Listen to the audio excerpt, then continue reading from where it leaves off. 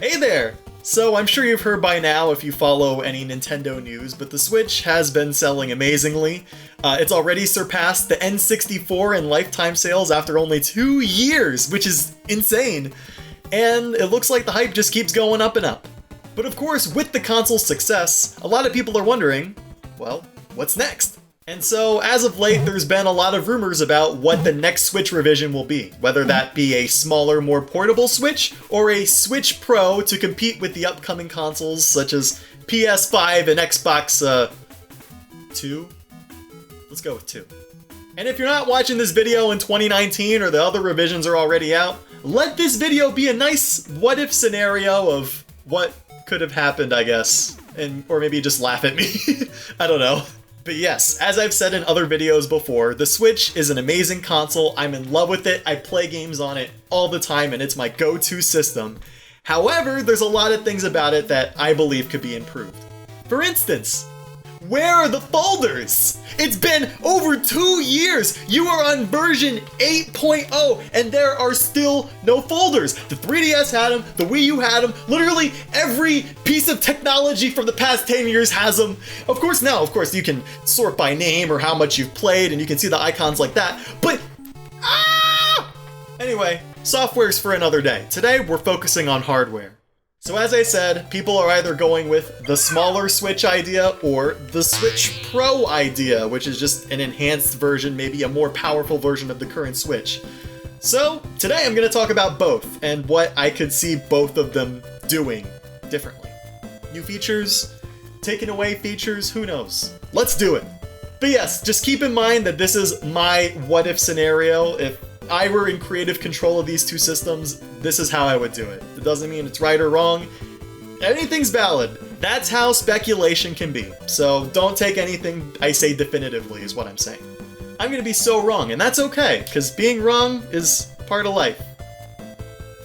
So with that out of the way, let's talk about the baby Switch, aka we'll call it the Switch Go. My idea for this is that it would be a smaller and cheaper replacement to the 3DS. I know Nintendo said when the Switch was getting announced that the 3DS would stick around, it'd be a third pillar or whatever. What they really mean by that is if the Switch is a failure, they'll just keep making more 3DS games, but it's the Switch! It's sold like crazy, so of course, over time they're gonna get rid of this thing that plays games in what, 240p? Yeah. I'm glad it got decent support for another 2 years after the console, just like how the Game Boy Advance was supported a couple years after the DS came out. But, you know, it's its time. The Switch is way too powerful at this point. Now, of course, the Switch, as is, could be seen as the 3DS replacement since you can play games on the go, but I think there's a market here that Nintendo still wants to take advantage of. As much as I love playing this thing in handheld mode, it's not good for pockets, man. I mean, you could of course, detach the Joy-Cons and then put the tablet in one pocket and then the Joy-Cons in the other or something like that, but it's really not an ideal setup, and of course it's prone to scratching in your pockets, so it could be a little better, is what I'm saying. Personally, there's times that I don't want to bring my Switch outside with me because I'm afraid it'll get damaged, so it does be like that sometimes. So yes, the idea is to make a smaller Switch that can fit in your pocket easy and just make it more portable and definitely cheaper. Now, in my humble opinion, I think there's 2 ways they could go around this. One, they could make something like the PlayStation Vita where it's just a screen and then just controls on the sides, basically just Joy-Cons attached to the console. Or they could go the 3DS route and make something with the clamshell and just top screen has the top screen and then the bottom just has all the buttons you need. Out of these 2 options, I would definitely prefer the clamshell model, because for starters, it would fix the kickstand problem that the original Switch had, because you could just put it like this, and it would allow for a larger screen because you don't have to worry about its width. But I'll get back to all this later. Either way, my guess is that the controls for the system will be a part of the console. There won't be any detachable Joy-Cons for it. If they were detachable smaller Joy-Cons, I could imagine that being a bit too tiny to use, and also they would need their own external batteries, so that might bring the cost of the system up a little bit where I don't think it needs to be. Not to mention, I kinda see this console as a single-player focused console, because when you think of the 3DS, you think of having your 3DS, playing a game multiplayer with someone who also has a 3DS, not off of the same screen. And it also allows for a proper D-pad, because there's nothing you have to detach and double as buttons. You could just have a dedicated D-pad. And it would also allow for higher quality joysticks, since the current ones sometimes have a drifting problem. For those who don't know, Joy-Con drifting is when you leave your controller alone and the analog stick will move your character in a direction without pressing anything. So I can see how that can be kind of annoying after a while. It's not a gigantic problem, but it's a problem that exists and will probably be more prevalent as people use Joy-Cons more over the years. So if we could put some sort of improved joystick or one that's less prone to drifting on there, that would be really cool. Not to mention, if you do want to use Joy-Con controls, or you do, for some reason, want to play on one screen, the console could still support external controllers, so you could still use external Joy-Cons or Pro controllers or whatever when using the console. I don't see a reason to get rid of that.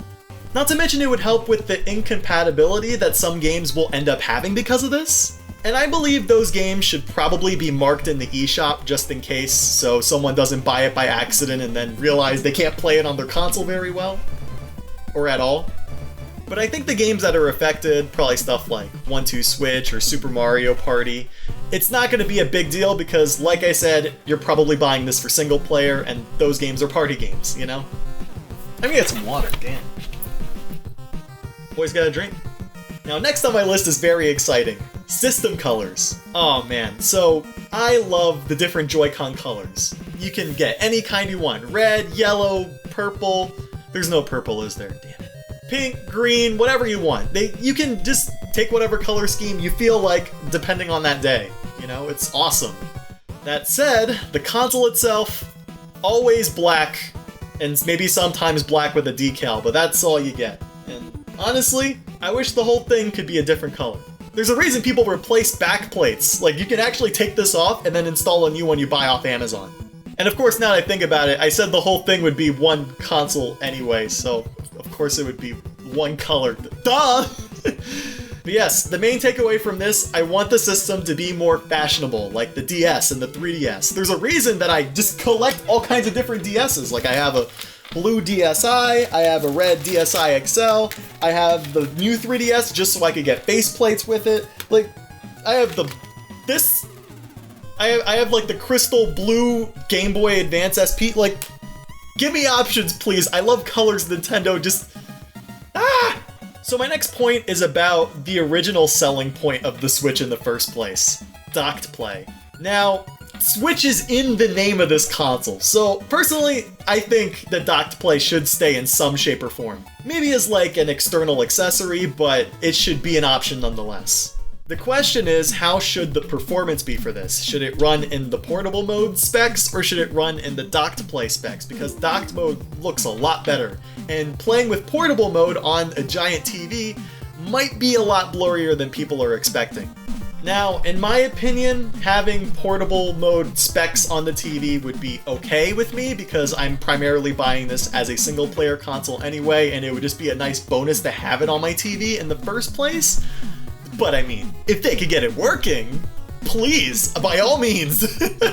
I'm assuming they'd have to figure out how cooling works with it. It'd probably need a fan somewhere, but if you can get it working, please get it working. Also, due to the smaller size of this Switch, I'm assuming it would need its own special smaller dock, which is totally fine. If it was compatible with the big boy dock back there, then I would question the purpose of this thing in the first place, because that means it's wide enough to take in and out, you know? So the next thing on my list is a removal. This one kind of hurts because I do like this feature, but if we want to make it cheaper, I think this is going to have to go. HD Rumble. Personally, I love HD Rumble. It adds this extra dimension to the gameplay. A lot of the time, it feels like you're actually doing the things that you're doing in the game with your controller. Like, I love it. I can't really describe it well, but I love it. Even in stuff like Super Mario Party, where you're like flipping meat or whatever, you feel like you're flipping meat. It's amazing. And I worded that really bad, oh god.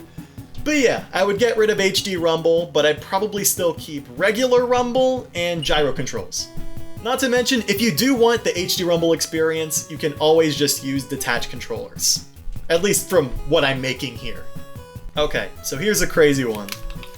Add a stylus! Now, before people get up in arms, yes, I know that the touchscreen on the Switch is a little different. I think it's called capacitive or something like that. Anyway, basically what that means is that it's multi-touch and it's based on heat, like kind of like what you use on your smartphones. So you would need something like a tablet controller, which does currently work with the Switch. The reason that I would want a stylus with this thing is because 1, it means less fingerprints for this thing, and 2, it means more precision when you want to play a game that requires touchscreen controls, like Super Mario Maker 2. I think that a stylus with that would be a great addition because it's what people are used to already from the Wii U original. Also, I don't like fingerprints. Does anyone like fingerprints? Alright, so let's talk about the elephant in the room. The biggest hurdle that this thing would probably come across. The size of the screen. And this leads into why I think the Vita is not the best option for this, because the Vita's screen, I found, is too small for console ports of games. I mean, of course, games that are designed for it, totally fine. But for games that were meant to be played on a giant HD TV, the Vita's 5-inch touchscreen, I don't think cuts it. Heck, even my phone, I have an iPhone 8 Plus, and I think the screen size is 5.5 inches. Even when I watch Switch gameplay on there, sometimes I find even that to be too small. For comparison, the Switch currently has a 6.2-inch screen, and even then, games like Octopath Traveler or South Park have really tiny text that was barely legible even on this system. Now, of course, games like these can be solved via an update, but the thing is, not all games could be updated for that. The way I see it, there are thousands of Switch games already on the market, so there's no way that every game will be gotten to. Will be gotten to? That they'll get to it. There's a workaround now called the zoom function. Basically what you can do is that you can double tap the home button on your Switch and you can zoom into the gameplay a little bit. So if you have problems reading certain text, that's an option.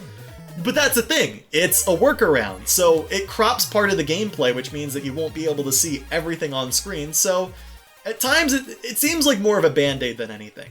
This is why, in my opinion, a clamshell would work better for this because it allows more real estate to make a bigger screen on it. In my opinion, I would aim for maybe 5.8 to 6 inches. Now while this sounds like it's too big, the 3DS XL, when you think about it, is almost the size of the entire Switch tablet itself. So if you omitted the speakers on this thing and put them at the bottom corners like it is in the current tablet, I don't know if that's possible or not, but let's just say it is, it could fit very easily on the top of this. Not to mention having a clamshell design just allows for more real estate on the bottom screen because there is no bottom screen like the 3DS had, so that means more room for buttons, it'd be easier to access slots on it, and it's already what people are used to when they were using a 3DS. Not to mention it means they could put the charger at the top of the system instead of the bottom. Please do that. Anyway, moving on, I know that I said the focus of this video is not on the software, but they added in the Switch's OS that you could transfer save data from one console to another. Not like the whole system, but just individual save files. So for instance, let's say you were playing a game on your OG Switch and you want to just put that over to your Switch Go. See what I did there? Switch OG, Switch Go. Anyway, it would allow you to just play your game on the Switch Go for a while and then just transfer between the two seamlessly. And I feel like it'd be really useful for this console because not all games use cloud saves like Pokemon Let's Go or Splatoon 2, and not everyone has Switch Online, so I think it's a good system they have here already in place. And lastly for our Switch Go is the price. Now, personally, I think $200 would kind of be the sweet spot here. Currently, the Switch goes for $3. Yeah, $3 Switch. I wish. Maybe if they include a pack-in game like Pokemon Sword and Shield or Animal Crossing, whenever that comes out, maybe they can make it like $250, but I think $200 by itself is the best way to go here. Okay, so that's all I got for a little baby Switch. So let's talk about the real deal. This is how I would improve the Nintendo Switch in kind of a pro version. So before I begin, I just want to say that I don't really see this console idea as a replacement, kind of like what the new 3DS was to the 3DS. I see this as more as something that would coincide with the original Switch, kind of like a PS4 Pro, where both of them are sold on the market. So we have the tiny one, the original, and then the enhanced one, and I think that's all we need before we have another freaking 3DS situation. Also, please take any ideas I have from the Switch Go and put them in like the back of your head for a little bit, because this is just how I would enhance the current Switch. No clamshell design or anything like that. So let's get started. Now this first one I'm gonna say, you think would be obvious, but I guess not. Bluetooth audio for the Switch. Come on, Nintendo. It is the year 2019. My Vita has this. My PSP Go has this. And you don't have it. You have it in your controllers, but you don't have it for audio, man. Come on. It's great that you added support for USB headsets, but there's a reason everyone has been making Bluetooth adapters for this thing. It's a very hot commodity, and you should put it in. Next up is a larger and sturdier kickstand. The current one they have only has one angle, and it's kind of flimsy as it is, you know? That said, I gotta tell y'all a little story. I recently bought a Nintendo Switch a couple months ago because I sat on my old one on the couch. I came home from work and the Switch was just on the sofa. I wasn't paying attention and then just destroyed it with the sheer velocity of my butt. So I have a new Switch now. But anyway, the point I'm trying to make here is that it seems that the kickstands have gotten a little sturdier since launch, so I really wouldn't hate if they did this again. But ever since I bought the Switch charging stand, it's been hard to go back. I've mentioned it before, and I'll mention it again. This thing is awesome. You can just plug it in here at the bottom. The Switch cable comes out from the side, and you can just put this at any angle you want. I love it. Just buy this thing. It's 20 bucks. But that said, there's a few other options they could go with. For instance, I have a Surface Pro, and what the Surface Pro does for a kickstand is just, it peels out like this. So if the whole system just could be a little slimmer overall, but make it the same size as it is currently, and they could just flap it out like this, that'd be pretty cool. Another way they could go is just put a kickstand on the other side, or maybe even just make like a flap in the center here that you could just move up and down. But either way, I'd really appreciate if this thing could handle multiple angles instead of just one. You know what I mean? And hey, if all else fails, just bundle this darn thing with the console, man. For real. Beautiful. Next on my list is more ergonomic Joy-Cons. So I've said this in previous videos, but for people with larger hands, handheld mode kind of leaves this gap where a grip should be. So it'd be really cool if the next Switch had a grip you could hold on to here. I know this may be kind of challenging since, you know, people will be taking out Joy-Cons and using it as one controller, but I think there's still a way that they could shape it that it could still be used alright when using it sideways.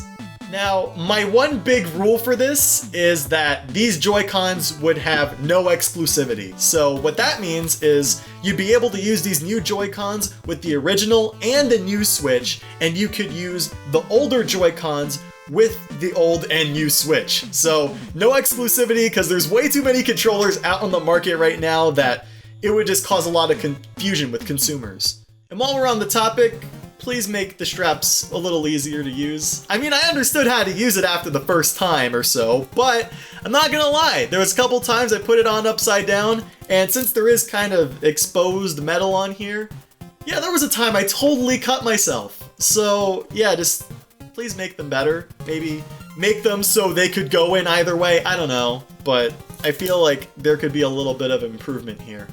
Let me know what you think in the comments for the straps, because it's a hard one. Now, regarding the Joy-Con D-pad, this one's kind of hard, because I can't really think of a perfect solution for this. Basically, the D-pad for this console is just separate buttons, because you might use it sideways and then you need buttons here.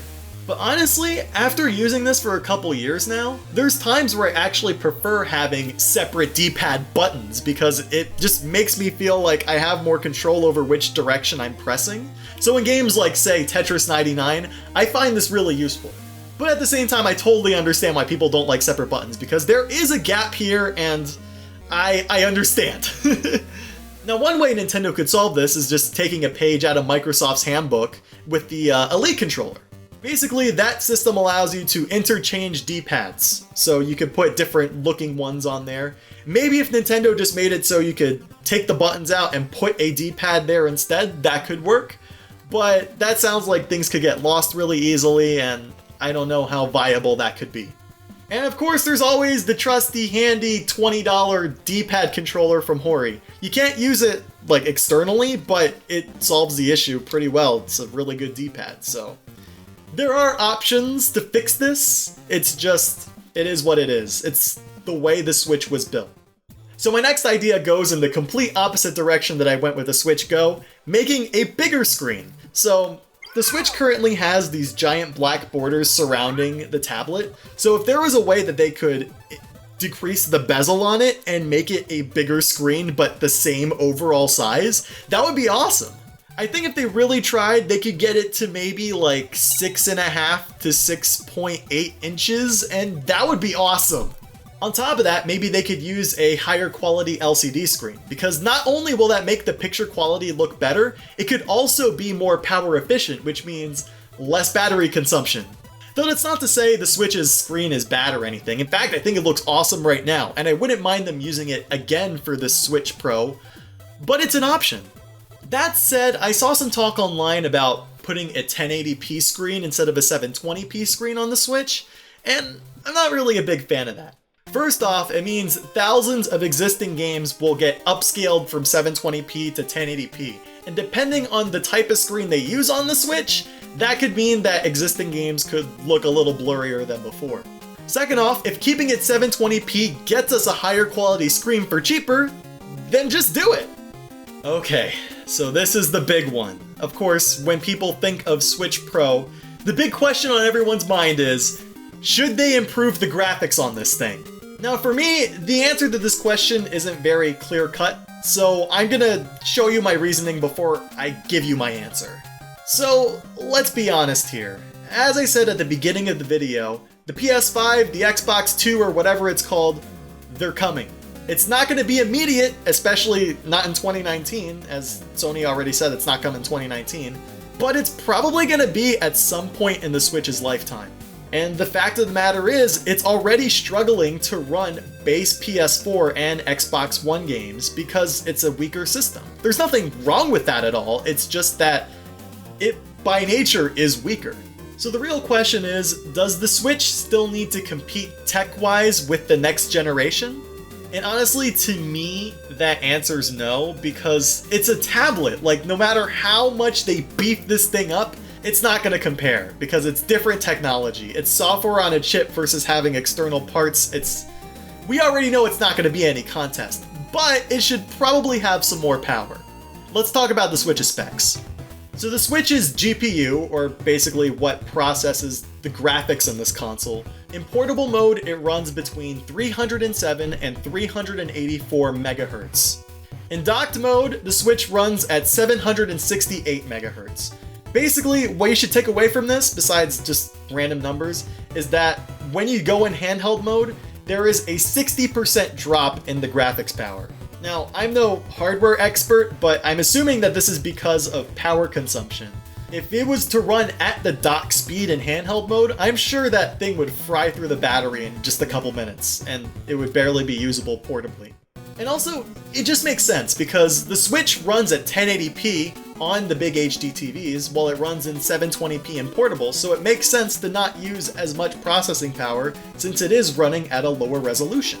But anyway, the reasoning behind why the Switch's portable mode fluctuates in its megahertz is because of its performance mode.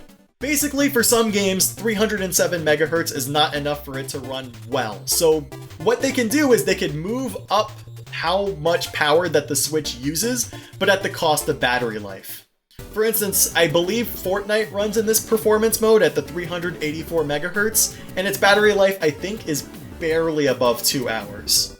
At max settings. Now that said, there is also a higher handheld GPU clock speed at 460 MHz. So far, as of this video, there are only 3 games that use this: Mario Odyssey, Zelda Breath of the Wild, and Mortal Kombat 11.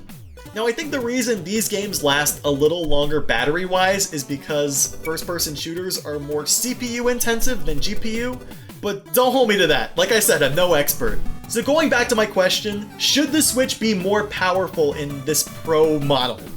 And I'm inclined to say it should do more of a small upgrade, kind of like what it was from 3DS to new 3DS. I know earlier I said this would be sold separately, but I think the difference in power should be at a similar interval.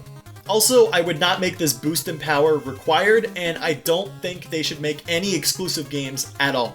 I'll explain why. So, in my eyes, the Switch's success lies in a few things: portability, its simplicity, and the relatively low porting difficulty, at least compared to the Wii U. So, in my opinion, having a Switch Pro may potentially throw a wrench into just all three of these. So let's compare the porting process to other consoles, for instance, the PS4. So you have the base PS4 and you have the PS4 Pro. So when you are developing a game for it, you are taking care of two configurations, and you'll need to take account for both of those. Now for the Switch, that's a similar situation, where you have both handheld and docked play. So that's two configurations that developers currently have to optimize for. However, if you have a Switch Pro now with both increased performance in handheld and docked, that means there are now 4 configurations that developers have to take care of. Now, of course, there's the chance that Nintendo will make this whole process more streamlined, and I'm pretty sure they would if they were to go down this route. But, unfortunately, that means all of these configurations are going to have to be tested individually, and that could mean more money and longer port time.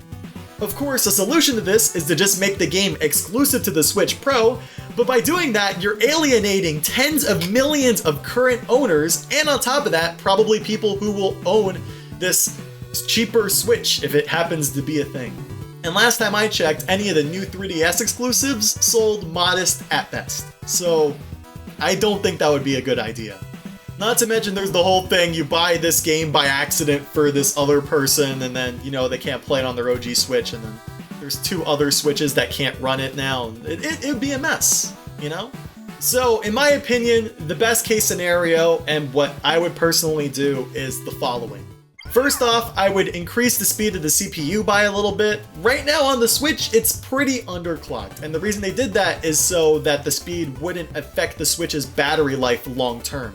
And what do you know, as I was editing this video, turns out Nintendo updated both Mario Odyssey and Zelda Breath of the Wild so that the clock speed actually goes up to 1.75 GHz when the game is loading. And it decreases loading times anywhere between 30 to 50%. It's awesome! Though, just to clarify, this is only for loading times. It goes back to the stock clock speed right after the loading finishes. But yes, I think for the Switch Pro, maybe 1.3 to 1.5 GHz as the stock clock speed would be a nice middle ground between performance and battery life.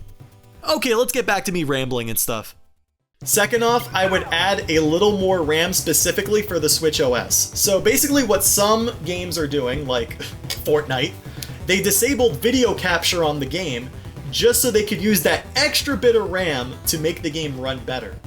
It's kind of like on the Smash 3DS, where if you play the game on an original 3DS, I believe it uses some of the RAM from like the home menu, and what you gotta do when you close out the game, the entire system has to reset. But on the new 3DS, that isn't a thing. So it's kind of a similar workaround. I just think adding a little more RAM would just solve that, period. Third, I would enable that 460 megahertz mode in handheld to all developers, and maybe a slight increase to the speed when playing in docked, and like I said, just no exclusive games.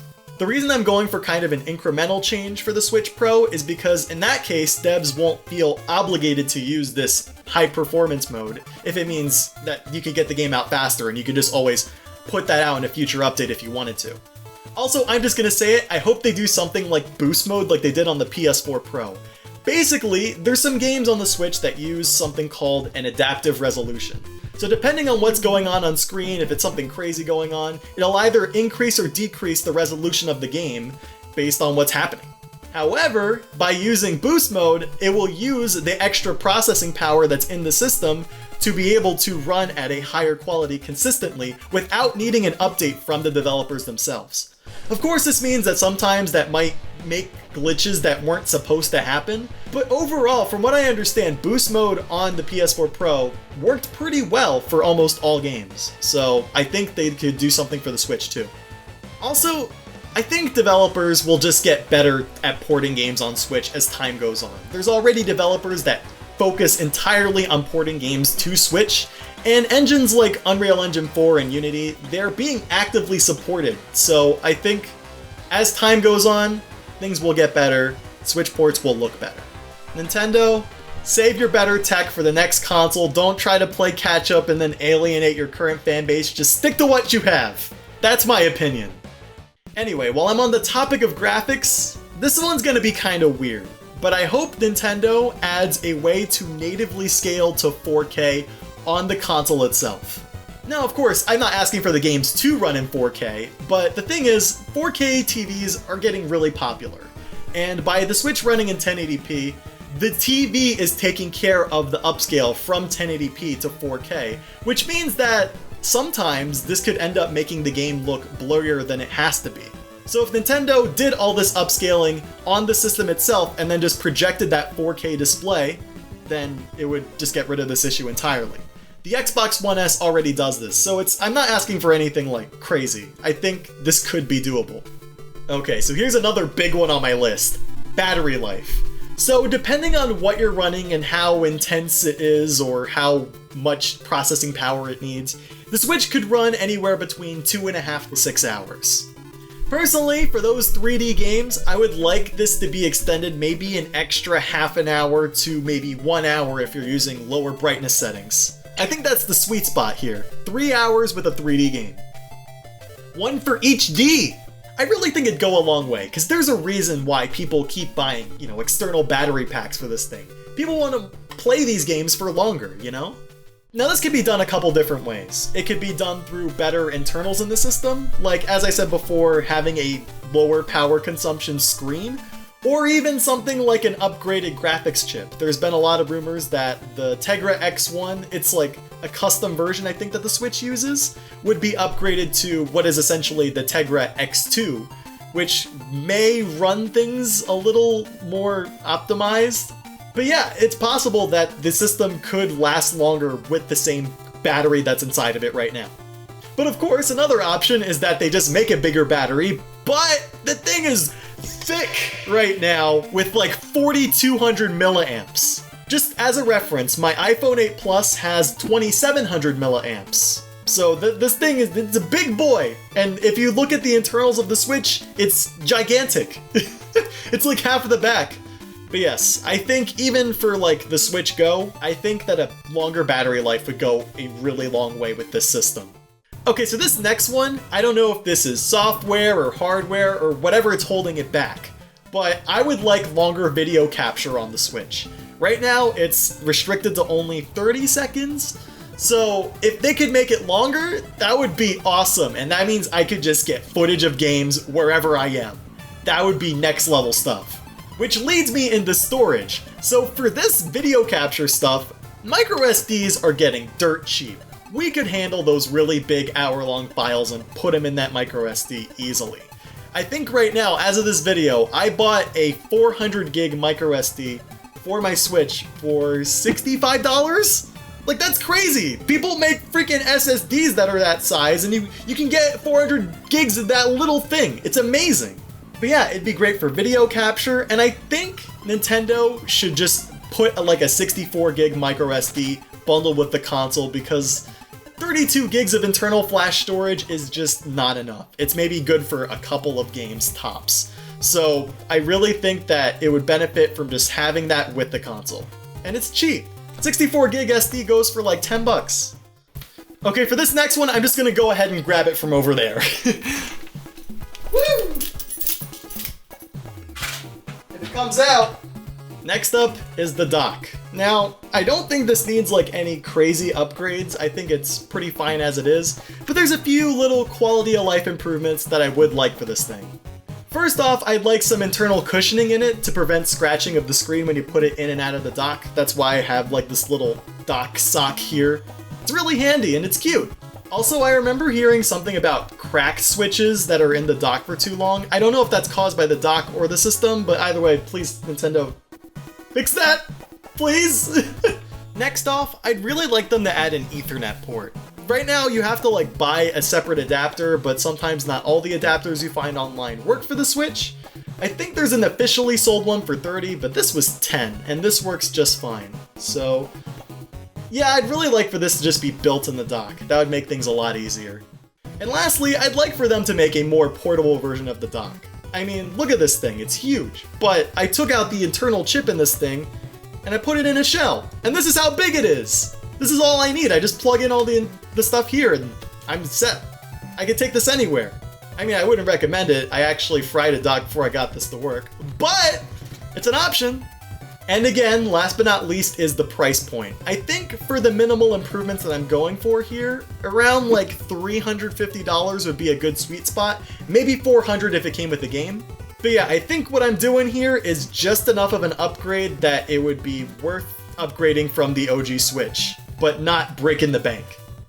So yeah, that's all the Switch ideas I have for today. So if you have any, if you were to design the Switch Go, Switch Pro, or whatever kind of new Switch that you want to make, how would you make it? Let me know in the comments, because I'm really interested in speculation for this kind of thing.